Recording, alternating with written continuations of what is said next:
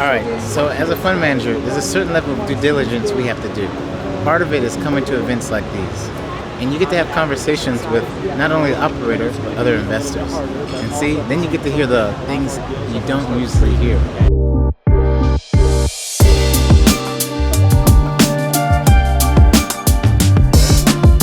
Okay, we're heading to Dallas, Fort Worth.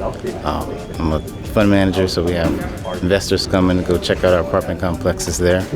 We'll be with the operator and have about 10 properties that we'll go see.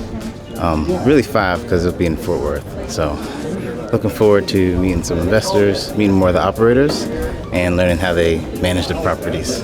Just to see the operator, because that's the biggest piece, like the guys who manage the property, and just to learn from them, because they can tell you things that you can't see on a piece of paper, right, or the videos. So that's what I really like about it. Plus, they got like branded packaging and everything like that for how they, upfit the units and everything. So it's pretty cool.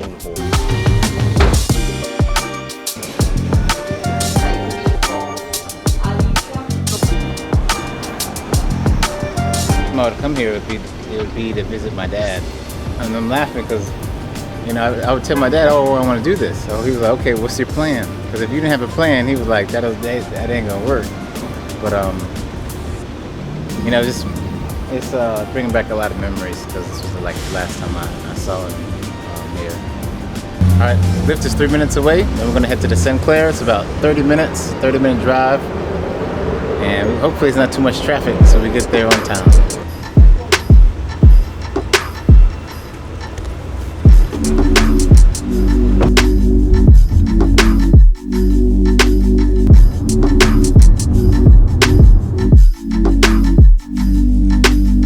What I'm hoping for today is building relationships, right? Every event, it's always something, right? So for me, it's like who I'm going to meet. I already know some, individuals that are already there. So just getting to connect with them, learn about why they love, one, the company that they work for, and then why they do what they do. And just how that translates, because you're just able to get like insights you can't get from the normal webinars or investor conversations or fund manager conversations. So that's what I'm looking forward to.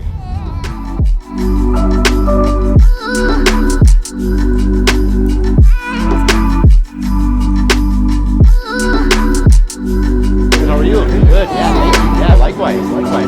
So one of my investors got stuck in traffic, and everybody's getting on the bus now.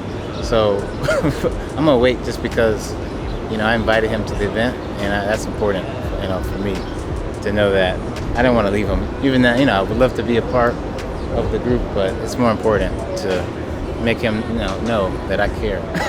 I'm like, I'm not gonna leave without him.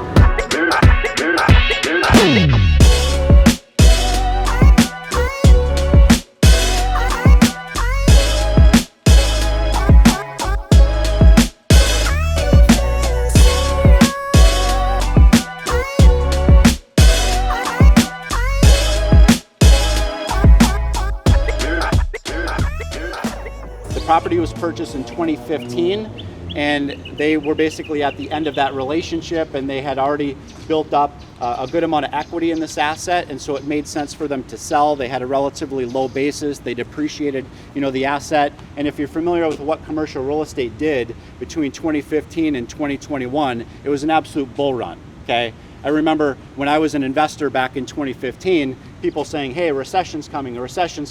Well, guess what never happened between 2015 and 2021? There was no recession, okay? In fact, if you sat on the sidelines from that kind of 5-6 year period, you missed out on a bull run, and that's exactly what the previous owners had undergone as well. Drive on the paper for no reason at all.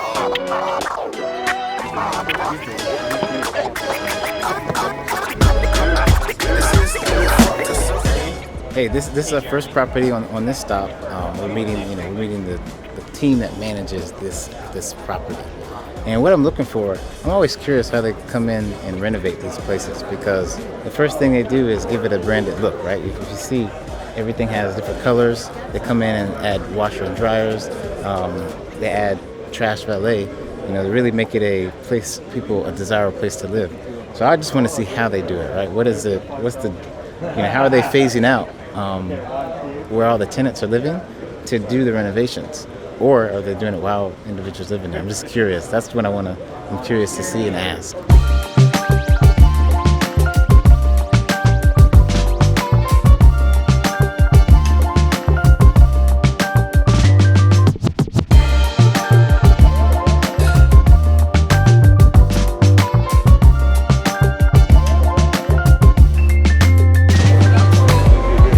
Somebody had asked me before, at some of your properties, your leasing office is only open Monday through Friday, and some it's open 7 days a week, sometimes 6 days a week. There's a reason behind that, okay? We're not gonna have a leasing office open 7 days a week if the occupancy is at 95%, okay? It doesn't make sense. We can save on payroll dollars, right? And so some of the properties you're going to see where the signage says, open Monday through Friday, and some it's going to be open 7 days a week. That's really the primary driver, okay?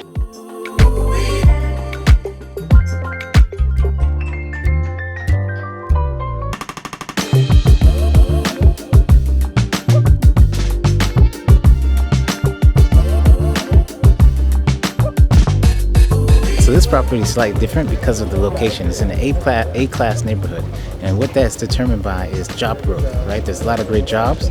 The income level here is over $100,000. So, a property like this, I think is still relatively affordable. You're talking about one bedrooms right around $1,000 a unit, and you get like really great amenities such as a pond. You can go catch and release here at this pond with the fish.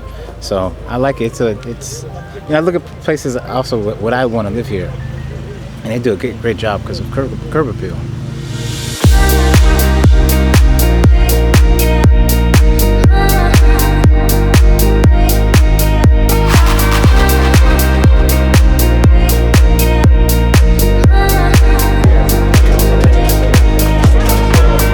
As rental increases were going up and cap rates were compressing during that kind of market cycle, and then as the Fed started to historically increase interest rates, all right, they knew that they were going to be in trouble, okay? When you have a 3-year bridge loan and you're not forcing renovate, you're not forcing NOI growth, you don't have enough reserves built up on the front end to be able to afford to extend out the loans, they basically chose to not renovate any of the interior units, okay? So this is that classic story of somebody who just bought high and they fortunately sold to us at a lower price point.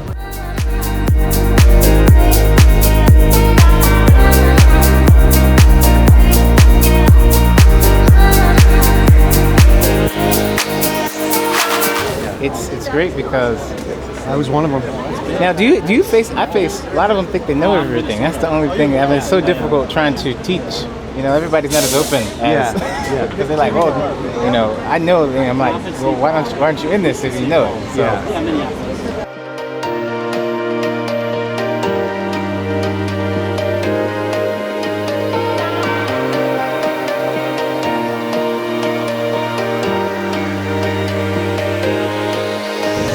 And we had a great day. We just got done looking at 5 properties, and I really love it because we got to see, the operations, and you get to meet and hear stories about why they make decisions, right? You get to understand like their investment thesis and how long they keep properties, why they keep properties. I got to see A-class neighborhoods, right? B-class neighborhoods. Because essentially what we do is we flip apartment complexes, right? And another thing I learned, even though it's called value add apartments, you don't always have to do what you call CapEx, right? You don't have to go in and renovate because it's already like in good condition. And if the X amount of money you have to put into a project, it may not translate into ROI. So why spend money if it's already doing well? So a lot of times, and that's what I wanted to know. And that's the difference between a good operator and a bad operator. The community is big. So we're downtown now. We're about to go get some food, get some drinks. Just to recap with whoever fund managers and investors are here, and hang out with the operator and go from there.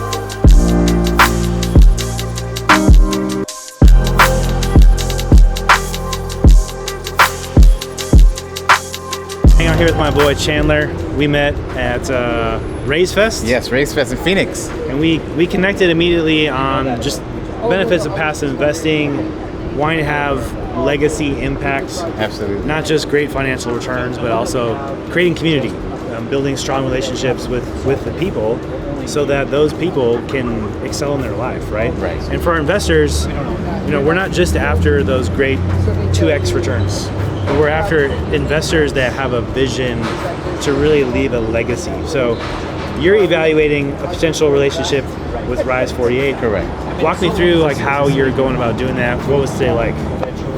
The biggest thing I wanted to capture today was the things you can't get through webinars, right? Like we talked on the phone, we talked on through Zoom, but I wanted to see how your interactions were. I wanted to hear insights from investors. I wanted to talk to the property managers, right? Because they're going to share, right? Even if they say something, their official's going to say, but you guys are truly an A-class company, and it shows. It represents that. I mean, I think even to your tenant base. And that's what I wanted to capture, right? And just the ability to ask the hard questions. And, you guys are prepared because you do. It's not, even if you don't know, you say that, right? Meaning, all right, when are you going to exit? Well, it depends on what the offer is. If we get a whisper offer, right? So you get those insights, shows me that you guys understand this business. You guys have a business model, a business plan, and you execute and implement it.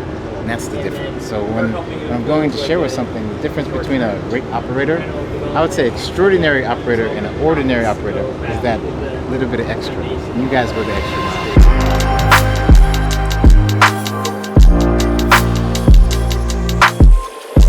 So listen, it's been a long day.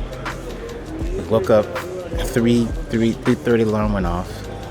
Caught the 5:30 flight, 2.5 hour flight to Dallas. Then caught an Uber to pickup location to meet with the operator. And then from there, we went to 5 locations, had lunch, got to connect with the operator, had amazing conversations to learn just insights, right? Got to see things you can't get over the video. Now, catching the last flight out back to Charlotte, got a busy day tomorrow. So another day in the life of a fund manager. Here's to the next one.